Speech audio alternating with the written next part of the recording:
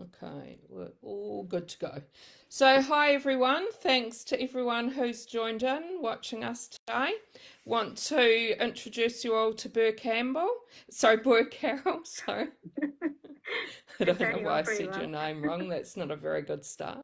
So, she was born in Blarney, a small but very famous village in Ireland. And yes, she has kissed the Blarney Stone and definitely has the gift of the gab. She moved to Sydney in 1995 with her boyfriend Rob, who is now her husband of 20 years. She spent her early career working in finance, and her first novel was inspired by her job at the time. She left the corporate world when she realised that she couldn't hold down a demanding job, be mum to two young children, and write books to contractual deadlines. Her kids are now teenagers and are as distracting as ever, but they do provide great writing material. There is also PJ, the family dog, who is another major distraction. And Burr was in the under no circumstances are they getting a dog camp, but now she loves him more than anyone. Despite the many distractions, she is the author of 10 novels, something that never fails to surprise her. And she started off with the ambition to write one novel, but finds writing quite addictive and is always saying just one more. A bit like when she's eating chocolate, her favourite cure for writer's block. Over the last few years, her writing has become darker and more suspenseful, probably reflecting her state of mind, and she's transitioned from commercial fiction to domestic noir suspense, and as a result, The Missing Pieces of Sophie McCarthy, Who We Were and You Had It Coming, are published under BM Carroll. Her family now call her BM instead of Burr, and they think they are being super, super funny. So thanks so much for joining us. I want to say I've just finished reading You Had It Coming and really, really loved it. It was a 5 out of 5 for me. I'll Oh, have thanks, to say Becky. I'm a bit of a tough reviewer, so yeah, just wanted to say how great I enjoyed it. Thank you, Really, Becky. really gripping, and want you to keep reading. And I want to let people know that thanks to Alan and Unwin, if you ask a question during the Facebook Live, you'll have a chance to win a copy of You Had It Coming. So please type any questions you have in comments. So thanks so much for joining us again. Just want to mention as well, you have been involved in the group before as author for the day, which Yes, which we really enjoyed, and we're really happy to have you back again. Just I've wondering if really you enjoyed that too. It was a lot of fun. I've never done anything like that before, yeah, I know, that's and I great to just called it hear. my work for the day, and it was really exciting. It was one of my favorite days of the job. Yeah, we love having authors for the day as well. Yeah, So great, you're happy to come back again. really And happy. Yeah. just wondering if you want to tell us a little bit more about You Had It Coming. Um, Okay, so look, it is, I won't read the back of the book. It's a story that's told from three different perspectives, three women. And the first of those is Megan, who's a paramedic, and her shift is just about to finish when she gets called to a quiet suburban home in Kalara in Sydney. And it's a really shocking scene awaiting her. A man has been shot. It seems clear that he's not going to live. And what's even more shocking is that she discovers that she knows him, and she hates him. And yet she still tries to save his life, even though he ruined her life. So the second character in this book is Jess, and Jess is Megan's former friend. And she is on her way home from the gym when she receives a text from Megan telling her what's happened and who the victim is. And Jess is an ex-professional boxer. She's a very uncompromising and tough character, but yet she's still appalled by her first thought when she hears the news, and that is, you had it coming, meaning that this man who was shot had it coming. And then the third character in this novel is Bridget Kennedy, the detective who is investigating the case. And Bridget is a very talented detective, very dogged. She's also the mother of two teenage children, and And as she investigates the case, it really brings home to her just how vulnerable her children are at this stage in their lives. And the case draws her back. She finds out this man, his name is William Newson, he's a defense barrister, and he's built his reputation defending sexual assault cases. And he's very good at his job, and he's so good at his job that some offenders have walked free as a result of his actions. And so as Bridget investigates the case, she's drawn to a rape trial that occurred 12 years ago, and to a teenage party where the alleged crime occurred, and to girls A and B who were at the center of the trial. And girls A and B are Megan and Jess. Yes, no, thanks for that. And well, I'm really interested to know how you got the idea of this.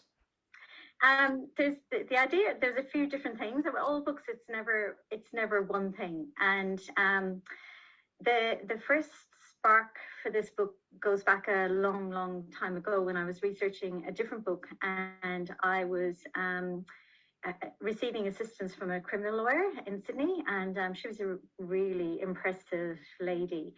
And while I was talking to her, she was also quite very much in the media. She was involved in a very famous or infamous case where a woman stabbed her estranged husband to death on the freeway leading up to the Sydney Harbour Bridge one morning, and stopped all the traffic and had to be pulled off him by passers-by. And it was a really, really shocking scene, and everybody was utterly appalled. And I remember, kind of deviating from my research to ask her, why on earth would you want to represent this woman? And, what defense could there possibly be? Like, because people pulled her off her husband. It was very clear she did it. And she said to me, because what happened on the freeway was just one part of the story. And that everybody, no matter how awful the crime they've committed, they're entitled to the best defense that they can get. And that's something that really kind of stuck with me. And I suppose that's really with William Newson in this novel, what I'm getting at. He is defending sexual assault cases. He's doing his job very, very well. And it's easy to hate him, but somebody needs to do that job. Yeah. Somebody does need to do that job. Otherwise, the justice system would just fall apart. So that was one thing. The next thing is a much, much happier story. And it's when my mum came to visit here in Sydney a number of years ago. We were walking along the beachfront in Manly, and it was a lovely day. The sun was shining and the waves were crashing, and coming towards us was the cyclist, barefoot, holding his surfboard, a very common scene in Manly. And anyway, he got his margins wrong, and he hit my mum with the surfboard, which hurt a lot. And we found ourselves in the middle of this drama on the beachfront, with everybody stopping to see if she was okay. And he was really upset. And then suddenly, in the middle of all the chaos, there was, 2 paramedics and an ambulance, as if they'd just been conjured up by magic. And it turned out that they had been cruising along and had seen what had happened, and were having a quiet day, and thought, we'll go and help this lady. And so they ushered her into the back of the ambulance, and I tried to focus on my mum, but I was really quite, because she was fine. I was quite enthralled with them, just their kindness and their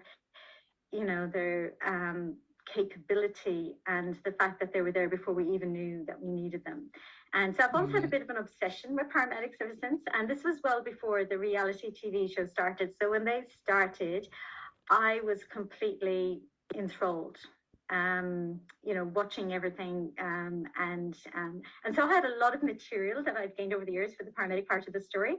And it seemed inevitable that one day I'd write a story about a paramedic. Yeah. And then, of course, there's one other final thing that underpins this novel, and that's the teenage party idea. And I have to say, I'm very sorry to say I have personal experience of a teenage party that I agreed to have in this house, that I should never have ever. So your children. Yes, my children. Yes. And so that teenage party ended with an ambulance being called. Oh no. And it's not what happened in the book, what happened here, but it really brought home to me just how vulnerable teenagers are, and how one mistake can have lifelong consequences. And being the mother of a son and a daughter, I was kind of equally concerned for both. And yes, so that particular night, I think, and which aged me 10 years in one go, and resulted in all future teenage parties being banned from our house, was also in the novel. And Bridget, who's the detective, even though her job was very foreign to me and I needed to do a lot of research, that part of her that's a mother is completely and utterly me, kind of pouring out all my concerns about it. Yeah. Yeah, no, that's really interesting. Thanks for sharing that. It gives a good insight into That's a long answer. It was a long answer, but there was a lot of No. different things that kind of fed it. I promise my further answers will be quicker. Maybe the next question might not be Oh, as God. quick either. So, what about research? What sort of research did you do for your book? A lot. A lot. I really made life hard for myself with this novel because I knew nothing about nothing. And I say, even with the paramedics, I did watch a lot of those shows, but watching shows and kind of being interested in paramedics is completely different. Trying to pull off a third of a book from from the perspective of a paramedic. And then Jess, the second main character in the novel, is a boxer, and and quite obviously I had no idea what I was doing in relation to that either. But I was very fortunate that a local gym here, were very welcoming to me and invited me in and answered all my questions, and were extremely patient, and just lovely, actually. Lovely. I've fallen in love with boxing as a result of the research for this novel. Did you do some yourself? No, they tried to get me in the ring, but but you didn't. I felt like they'd never look at me the same way again because they'd probably find out how weak I was. So I didn't ever get in the ring. But they were really lovely, and then the detective Bridget Kennedy, I didn't intend for her to be main character at all. So the fact that she kind of demanded that really meant lots more research. And then, of course, there was the teens' consent and, victim blaming and the legal aspects of the novel. And I made life incredibly hard for myself with this book. There wasn't a single thing that I could write from personal experience except for the parenting part. Yeah, that's interesting, all the research as well. So we've got quite a lot of people watching, which is really, really great. So just reminding people watching, if you ask a question during our Facebook Live, you'll have a chance to win a copy of You Had It Coming, thanks to Ellen and Unwin.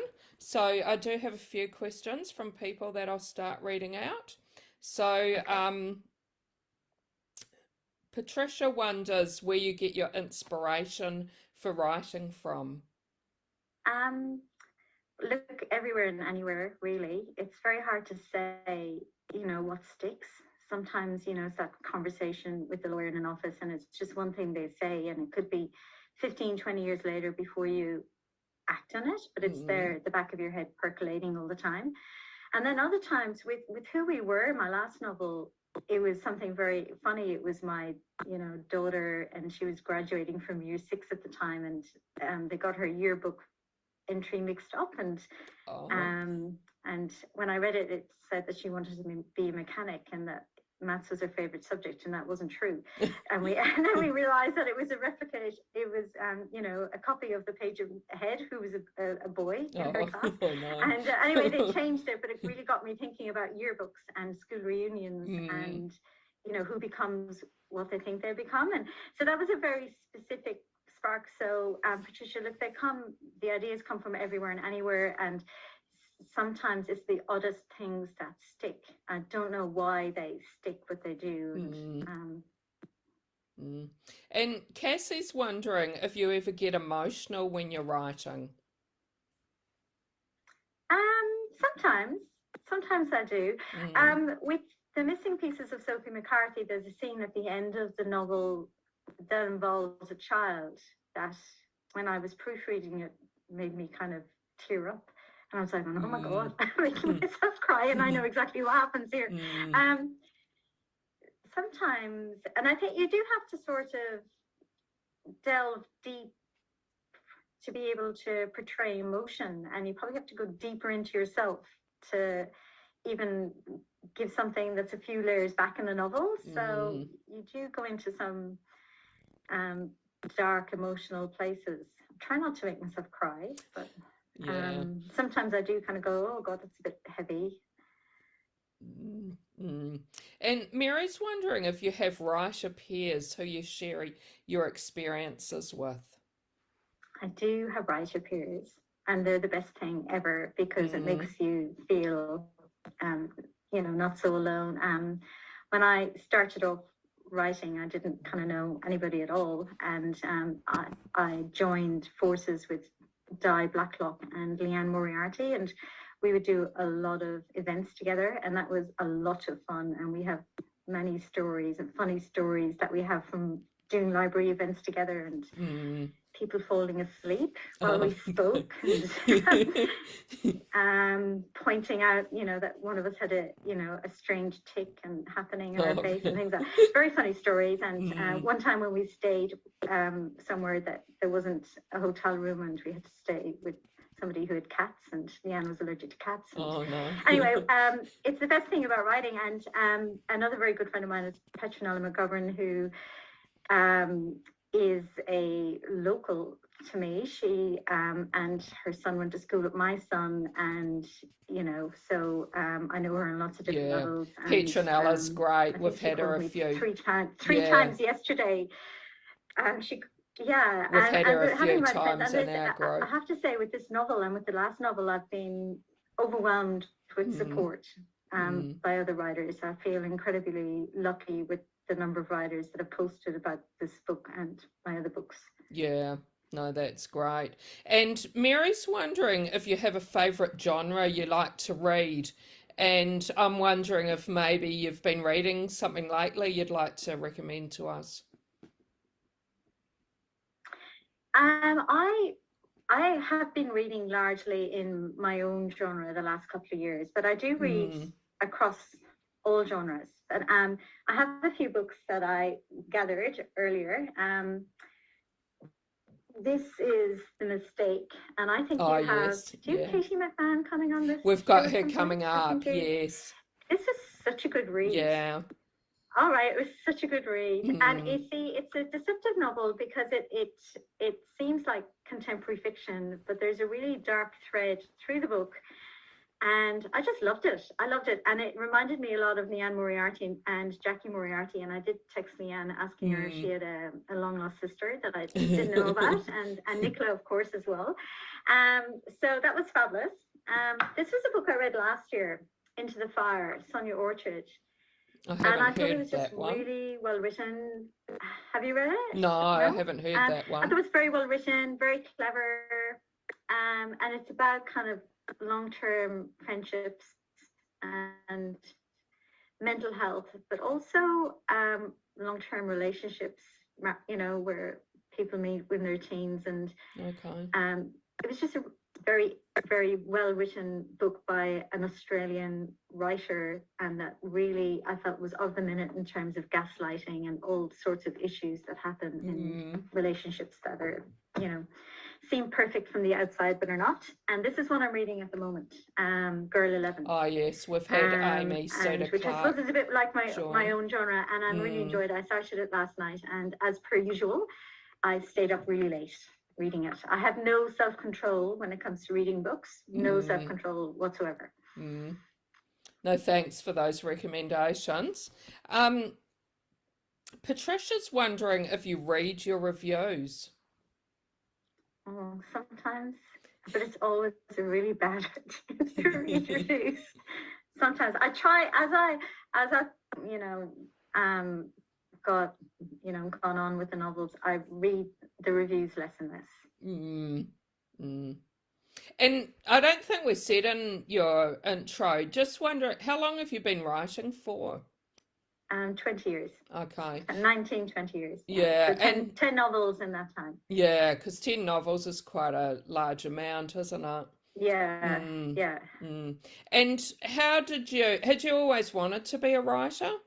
I always wanted to write a book. I didn't Mm. kind of think I'd be a writer. I still find it hard to describe myself as a writer. And I know moving that from sounds, finance to being an author is a bit of a different sort of move. yeah, when I resigned, my boss said, and I think he'd been with the company 30 years, and he Mm. said, I've never had one of my accountants resign to become an author before. Now I'm really shocked. Mm. It is, but I have to say, having, that left side to your brain is really, really good for writing, you know, crime and suspense and thrillers. Mm. And there's a lot of threads that you have to keep track of. And I find that writing 100,000 words or, and trying to keep track of everything, especially if it's a, complicated plot, it definitely helps having, using the left side of your brain and being able Mm. to, and being a little bit mathematical at times. And um, I think Yeah. that's what I tell kids when I go to school. I think you might think writing is just about your right side of your brain, but Mm. actually some of your left brain as well. And I think that's true. Mm. Mm. And how hard or easy was it to get that first book published? It was surprisingly easy, really easy. So I was kind of, just writing it. And I have to say, Jackie, my expectations were so low. I Mm. had no expectations whatsoever that it was going to get published. I was like, far too realistic. I was like, this is never going to get published. I don't know if I'll even, I just wanted to do it for me, which is probably a good reason to write, actually. I wanted Mm. to do it for me. So when I did get published and I got a 3-book deal, nobody was more surprised than me. And my I hadn't told anybody. So when I went into work and said, oh, I've got a book deal, and when I even told my mother didn't even know I'd written a novel Oh, wow. until I had a book deal. So I had Mm. told nobody because I just assumed it would never get published. Mm. So, but then of course, that was a bit of a dream start. The rest of it, was very hard work Mm. and a lot of ups and downs. So Mm. I don't want to make, everything sound easy because it absolutely isn't. But I was more fortunate than a lot of people with that first novel. Yeah. And so when you wrote that first book, you didn't share it with anybody at all, or Nope, no? And nope, has never that did. changed now as you've written more? Yes, yes, I do. I have a group of um, alpha readers, I guess you call them, who Mm. read the first draft. As 2 or 3 people who I Mm. trust. My agent, Petronella McGovern. Mm. I think she might have read You Had It Coming quite a few times, actually. Um, I try and repay the favor by reading her When she novels read, a few yeah, times. yeah. But and then I submit, and then usually at the very last stages after editing, and especially with these suspense novels where you're editing, you sometimes completely lose track of what's what. It can get very confusing. So when I'm Mm. writing the first time, I'm very clear about what the reader knows and when they know it, and I'm very clear about all my threads. But as soon as you start picking it apart, you become unclear very quickly. So Mm. then I usually get a few readers to read it for me at the very last minute after I've made the changes recommended by the editors to make sure that it still makes sense and that the Mm. suspense, and what the reader is not meant, isn't meant to know still works, because it would be easy to trip yourself up when you're doing Yeah. that. Mm. Mm.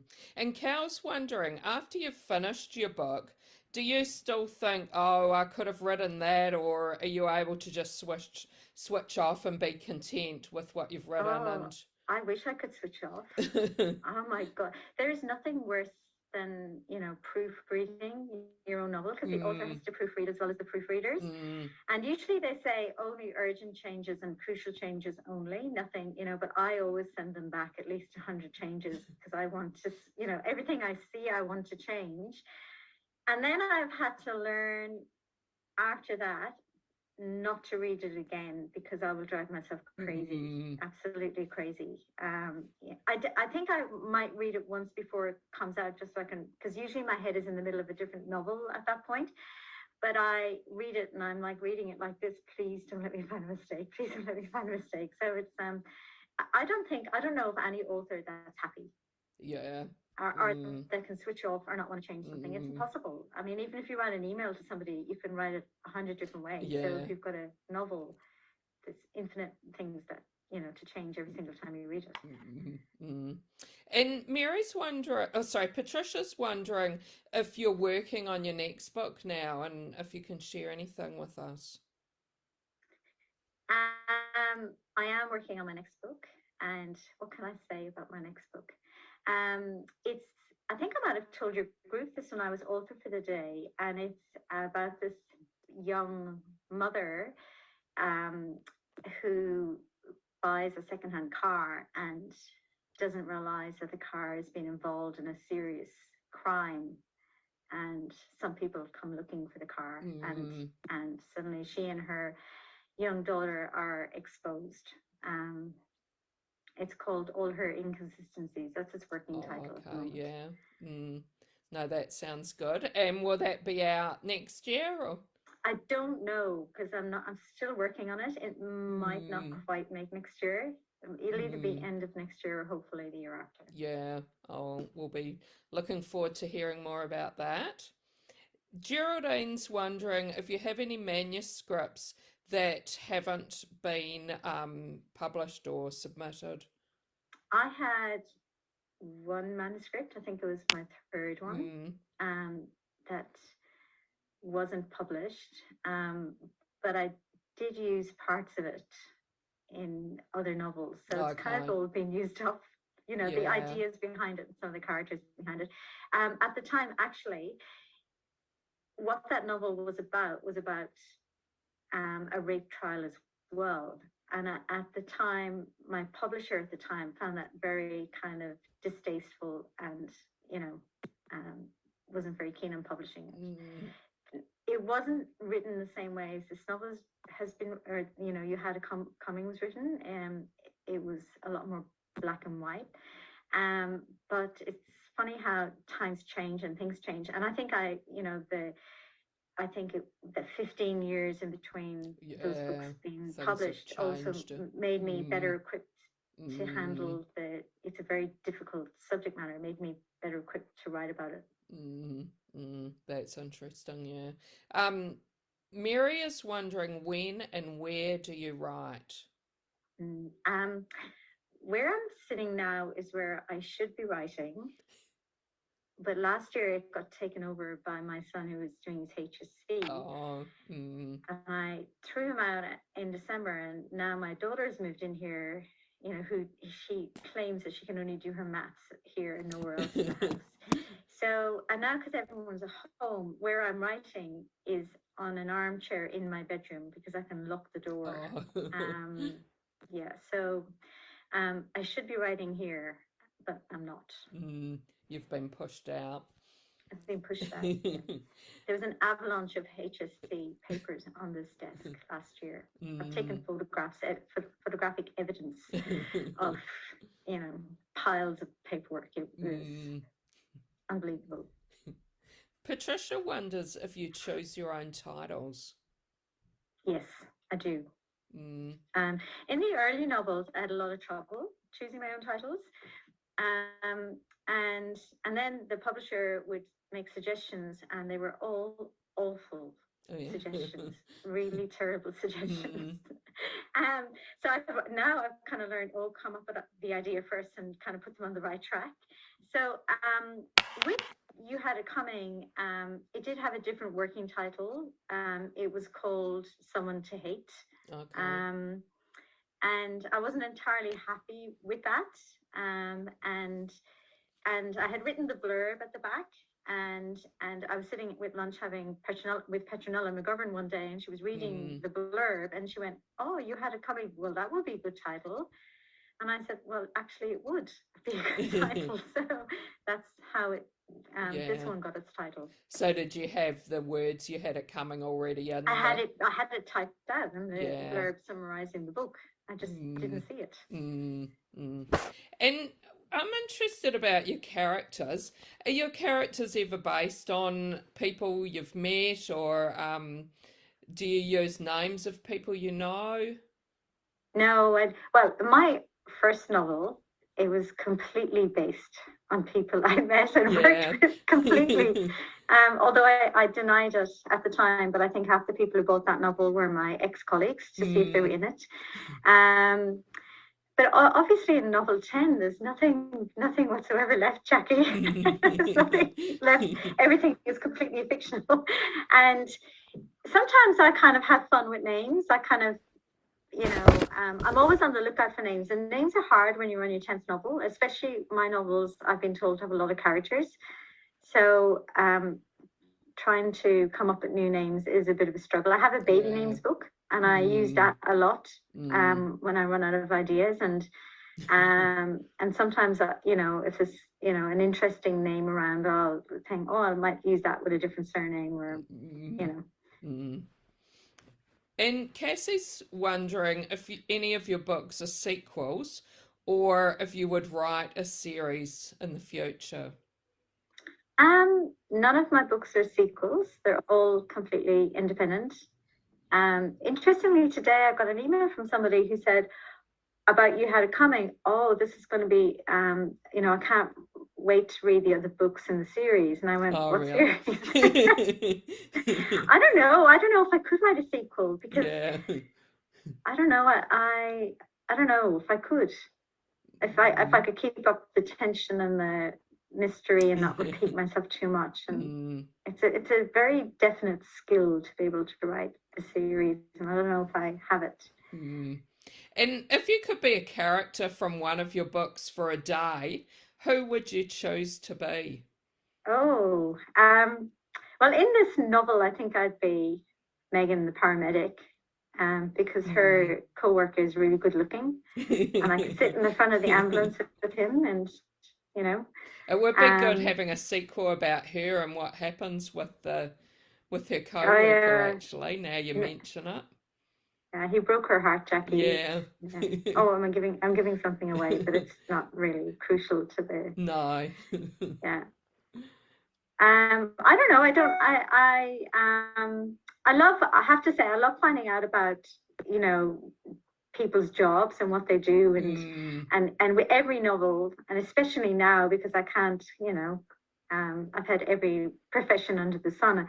I love finding out what people do. And so recently I met a mom, and I was asking, oh, what's your son doing this year? And she said, oh, he's become a tattoo artist. And I was like, really? Well, I need to talk to him. I need to find out more about that. So it's that, I love finding out about what people do. Yeah. So I can't say I want to be a character, but I certainly enjoy finding out, about their jobs. About how that character's life might be. And when you start your books, do you know the ending before you start? No, I don't know the ending, and I have no idea of the middle, and no idea even what's after happening, what's going to happen even after the start, which makes life really hard, actually, because, at the start, sometimes you can write the first chapter and it's great, and then you're like, going, right now, what now, and who is going to, and it would make a lot more sense to plan them, but I can't seem to plan my books, and my brain freezes over as soon as I try to plan anything. I don't know why. So I make life really hard for myself. I, write until I suddenly figure out, well, where it's going to go, and then I have to go back and rewrite everything so that it makes sense. Yeah. And could you tell us, for you, what do you think makes a good story?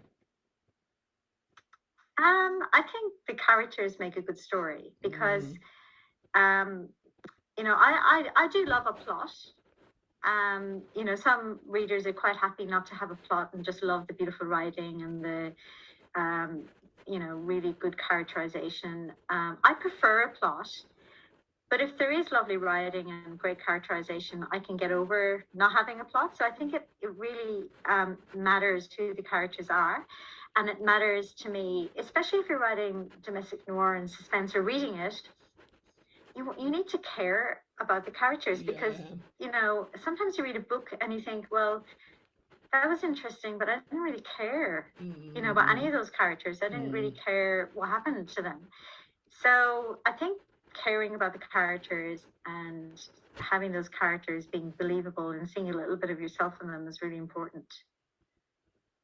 Yeah, and Alison said she's about halfway through reading You Had It Coming, and she's really loving the strong female characters, and she's wondering if you had strong female influences in your life.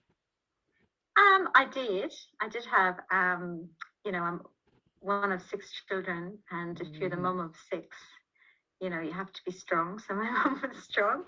And also, when I worked in the corporate world, I worked with great women. They were all amazing. And, mm, um, and, and it's been very, very important to me that I've never written women who don't have a strong purpose. I always give them a job that they love, and they're never ditzy, or they're never, they yeah. always have a strong purpose. And I know when my agent read this novel, he said, "Oh, could you have the detective as a man, just to have a male?" And I went, "No, I like her as a woman. I like that she's a woman. And isn't it Mm, nice that she's a woman and her boss is a woman?" mm, Um, but having said that, lots of men have really enjoyed the novel. In fact, mm, they all really like Bridget because she's not your typical detective. mm, I like writing strong women, and I like having strong women in my life and mm, around me, and like my daughter seeing, what women can achieve, and they mm, really are amazing. They're, mm, you know, mm. And did you have someone when you first started out writing who really encouraged you as a writer? um, not really. Well, I guess Mm, as teachers, I guess if you yeah. go back that far. I had an English teacher, Miss Curtin, who I wouldn't say she was encouraging Jackie. She'd put a big red line through my work and write bluff in the margin. And so, as a result of her editing, I became a very economical writer and was always scared of having bluff in my answers. So, Mm, um, and I did, and like I often hear many other writers saying this, that they spent their school years trying to impress their English teacher, and that is absolutely true in my case. The meaner she was and the crosser she was, the more I tried to impress her. Um, and then I guess when I wrote that first novel, I didn't have any mentor really. I was working very long hours and kind of doing it as a hobby. yeah. But since I've become a writer, I guess my mentors are, my peers and my friends and the books I read, Mm, and that lovely community and that lovely supportive community, mm, because all writers are readers. So it's lovely really, because we love hearing about books and we love reading books, and I have a mm, constant, you know, I read 3 or 4 books a week, so yeah. I read a lot. Mm, And most other writers I know read a lot and mm, love reading and read avidly. So I guess they're my mentor. I, talk books with them. I see what they write. You know, and yeah. I get inspired by them really. Yeah, that's really great to hear. Yeah. Um, Cal said if one of your books could be made into a movie, which one would you want it to be, and who would you have as a star in it? Oh dear. I think I answered this for Who We Were before. So Okay. maybe Who We Were, because it's a school reunion, and Mm. I think, like every other single author in Australia, Chris Hemsworth, or I mean, one of the Hemsworth brothers would have to Mm. be one of the characters in the book. Maybe Zach, the really mean guy, turned good. And other than that, once one of the Hemsworth brothers are in it, I'd be just really happy. That's me done. No. That's my life. Yeah. You know, fulfilled. Geraldine has another question. If you could have dinner with any author, who would you choose? Oh, I know the answer to this. This would be Marion Keyes. Mm. Yeah, Have I you would met love to her have before? dinner or lunch with Marion Keyes, because I think that we would Mm. become very good friends. Mm. Because Ha- she's from a big family and I'm from a big family, and so I know exactly what her family is. I feel like I do from having read all her books. Mm. So Mm. um, I just think she would be really good fun. Have you met her before? I haven't met her You before. haven't, I okay. haven't. So Yeah. I had left Mm. Ireland. I've listened to her speak before. I think she came to Muslim Library many, many, many years ago. Mm. And she was amazing. I might have met her briefly after that, but Mm. um, I don't even know if I was writing at the time. Mm, mm. And could you tell me what you hope readers will love about your books? Um, with You Had It Coming, I guess I I was trying to highlight some of the things that I was worried about. As I said earlier, being the mum of a teenage Mm, girl and a teenage boy, and um, that vulnerability and also just some of the issues around teenage consent and victim blaming and the role of the mm, of lawyers mm, in in what happens in court, and the fact that in those type of cases it's really really hard to prove anything, and that terrible reality that the courts are probably not going to protect you or even mm, or even bring about any kind of justice. So I with that, with You Had It Coming, I had no idea, of course, that Chanel Contos would have a petition to teach consent in schools much earlier than what it's currently taught.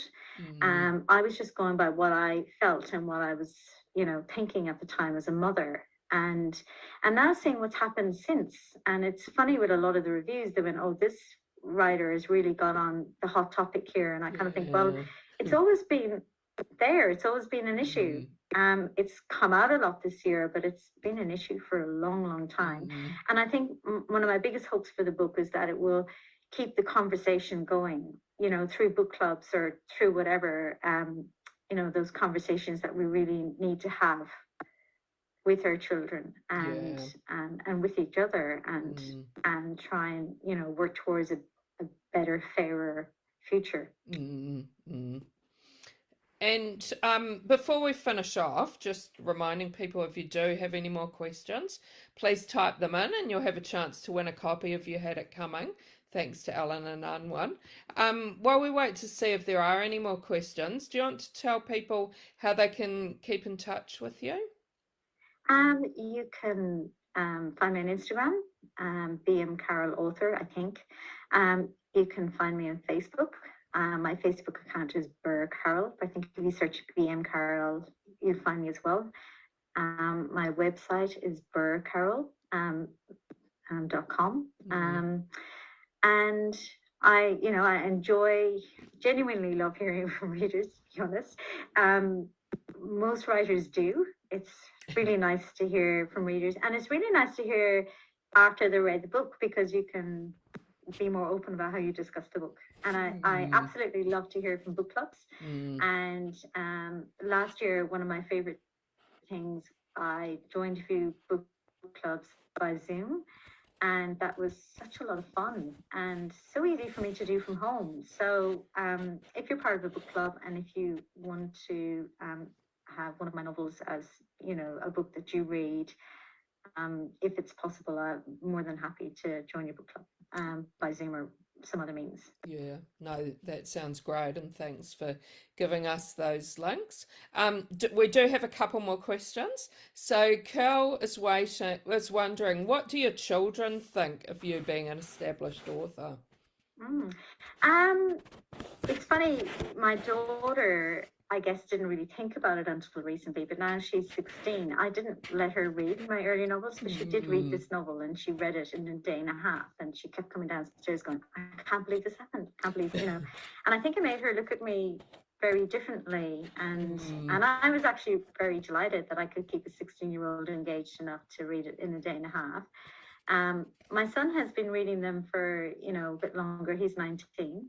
And now he's one of those alpha readers. So I oh, give him the okay. novel as Yeah. one of my first readers. And he's a Mm, very avid reader. Like he's a big Goodreads, contributor. mm, So he gives me, pretty good feedback. And it's nice.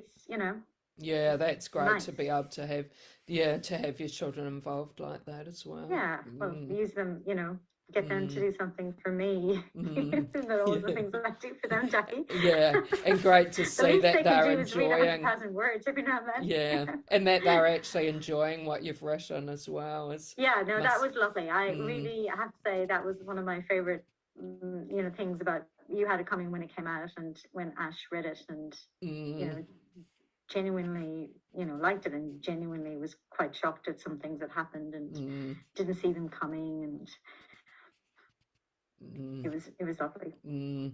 And Patricia's wondering if you ever get writer's block.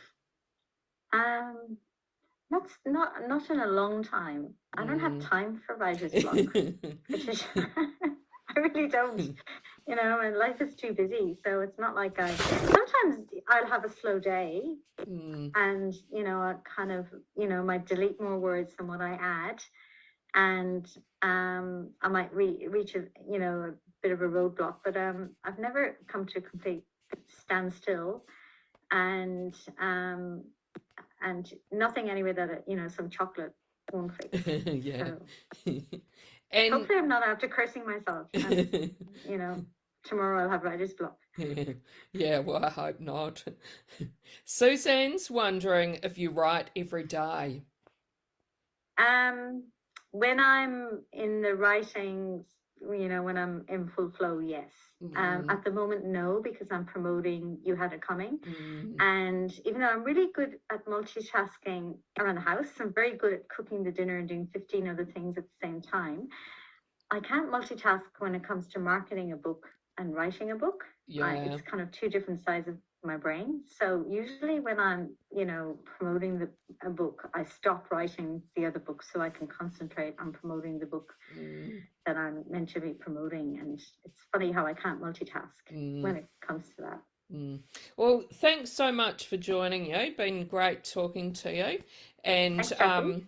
as I said to everyone, I hope you all go out and read You Had It Coming. Like I said at the start, it was a 5 out of 5 read for me. So really, really recommend reading it.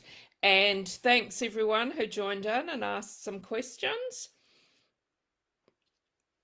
And hope that we can talk to you again when you have a new book out. Thank you. Bye, everyone. Thanks. Thanks, everyone. Bye.